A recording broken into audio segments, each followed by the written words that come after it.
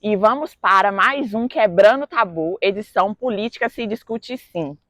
Hoje nós trouxemos o convidado Vinícius Parracho, que é vereador lá em Porto Seguro, para a gente falar um pouquinho. E eu já vou começar assim, ó. Vivemos no mesmo cenário político há mais de 20 anos. Só alternam entre eles lá os protagonistas. Um cenário que não está bom, que não valoriza a nossa cultura, nem o nosso turismo, nem a infraestrutura.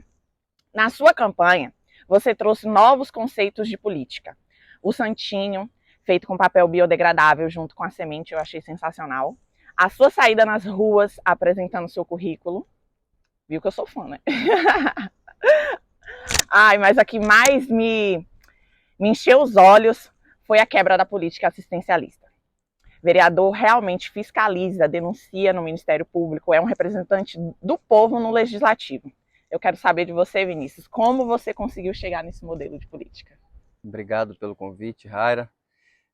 Bom, primeiro dizer que esse cenário ele atinge a região como um todo, né? Essa sucessão dos mesmos grupos políticos que, no fim das contas, numa determinada eleição são opositores, na outra estão juntos, aí daqui a pouco os que estavam juntos agora são opositores, mas no fim das contas é uma ciranda, né, dos mesmos grupos. Isso é sempre um problema para a região, porque eu acho que a região acaba não produzindo suas próprias ideias, sua noção de desenvolvimento, sua estratégia a longo prazo, né, porque está sempre na mão desses mesmos grupos.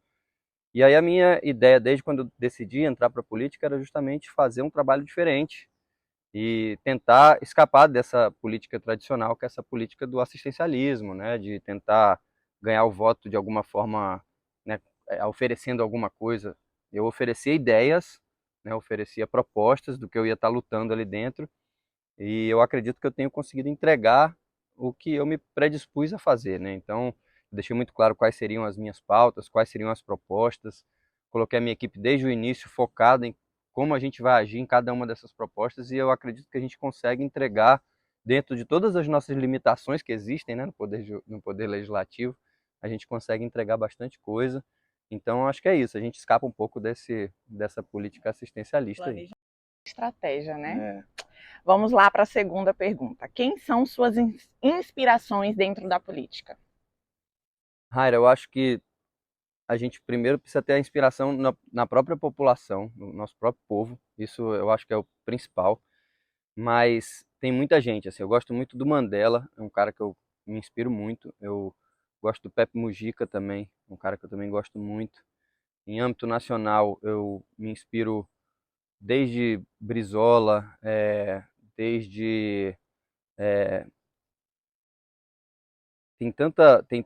Ulisses Guimarães, desde toda uma construção. Eu acho que a construção principal, que eu acho que é o que eu mais imagino assim, é de uma construção pensada no social. Então eu acho que toda vez que uma política está sendo desenvolvida com esse objetivo, a gente consegue inspirar. E aí muitas vezes até a própria figura política pode ser controversa ao longo da sua própria história, mas a gente consegue tirar muita coisa positiva, assim, né? Então ao longo do exercício ali do mandato, da sua carreira, da trajetória política, a gente vai extraindo um monte de coisa que a gente diz, esse tipo de política dá certo, esse tipo de política não deu, E sabe? usa Então, como é, referência isso. Bem então feito, né? e adapta para nossa região, né? Ainda é muito predominante a cultura do trocar o voto por alguma coisa aqui na nossa região, né? Emprego, gás, cesta básica, enfim. Qual mensagem você deixa para as pessoas refletirem em relação a candidatos que praticam já isso na sua campanha? Né? Essa questão da corrupção que já vem assim na campanha. Não dá para esperar muito de um mandato de quem já começa fazendo uma campanha nesse formato, porque essa pessoa, primeiro que ela está comprometendo um orçamento que vai além até do próprio salário ao longo de 4 anos. Então, como que você consegue justificar fechar essa conta, né?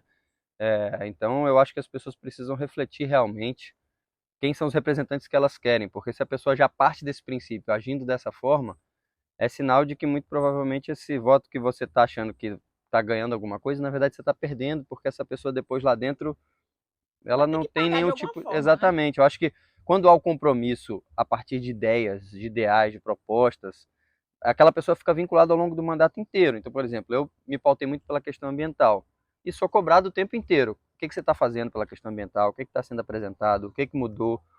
Agora, quando você simplesmente, sei lá, paga R$ 100 num voto, dá um gás, digamos assim, a relação já se estabeleceu ali, né? Ó, você votou em mim, eu te dei o gás. Agora eu não tenho, Pode me cobrar eu não mais. tenho mais nenhuma relação de compromisso, entendeu?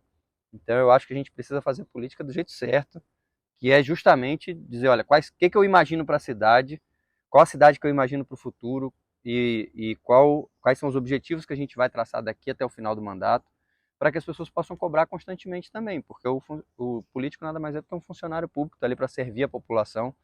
Então, que as pessoas não façam isso, né? Não vendam seu voto, porque todo mundo que vende seu voto paga caro no fim das contas, né? Acha que está levando algum tipo de vantagem e não está, né? Então, escolher bem também os políticos nesse formato acho fundamental. E foi esse formato que trouxe esse cenário político que a gente vive hoje, né? Que infelizmente não tá bom, né? Não tá bacana. Enfim, Vinícius, muito obrigada. Adorei a sua participação. E é isso, gente. Vamos para a próxima edição.